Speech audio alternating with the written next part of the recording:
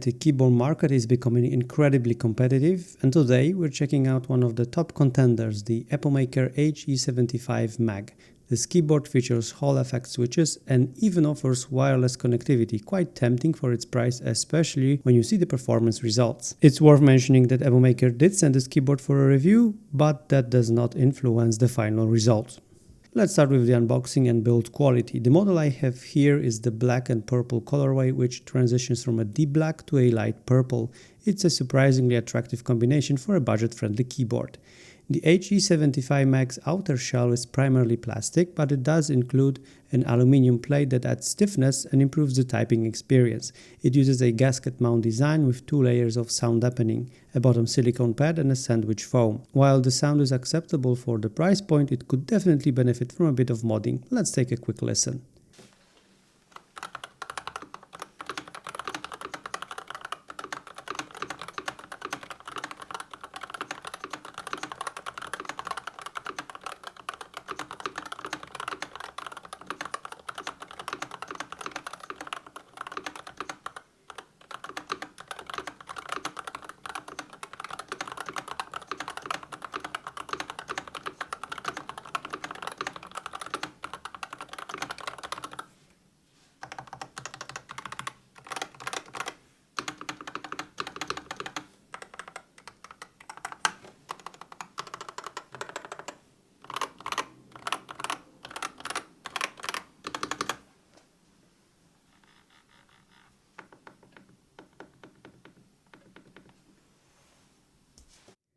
Not great, not terrible. It's workable, but with some tuning it could sound even better. Inside the box you'll find a keycap and switch puller combo tool, a user manual, a simple USB-C cable and some extra keycaps and switches for customization. The keyboard also features a knob which can be swapped out for standard switches if you prefer. With the knob installed you get a see-through RGB cover for the alternate mounting spot, which looks pretty good. The knob itself is sturdy and doesn't wobble. This unit uses Gateron-wide magnetic switches with a 30-gram initial force and around 47 bottom-out force. They come factory looped for a smoother feel.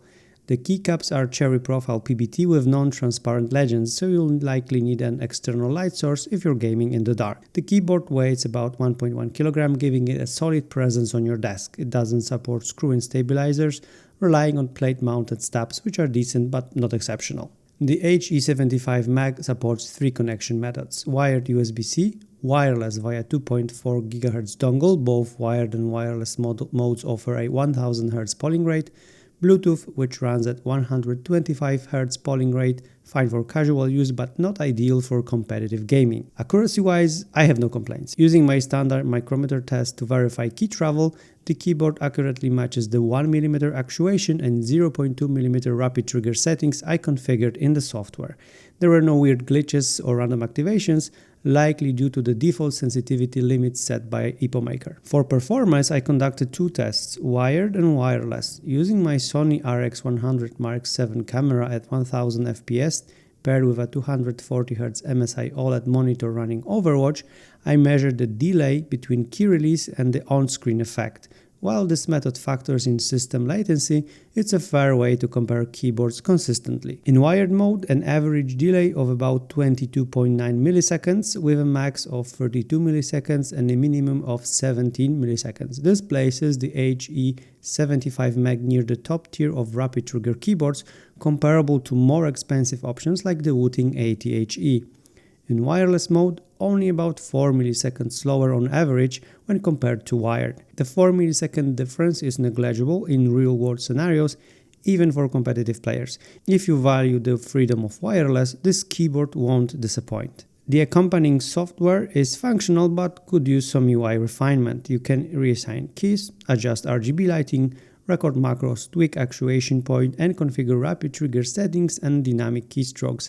It's not the prettiest software around, but it gets the job done. Is the Epomaker HE75 Mag worth its $99 price tag? If you want excellent performance paired with wireless connectivity and even Bluetooth for added versatility, the answer is a resounding yes. The build quality is decent for the price, though the keyboard sound profile might improve with some modding. Overall, it's an outstanding value if you need one device that can handle both gaming and productivity tasks. Thanks so much for watching. If you found this video helpful, Don't forget to like and subscribe, and I'll see you in the next video.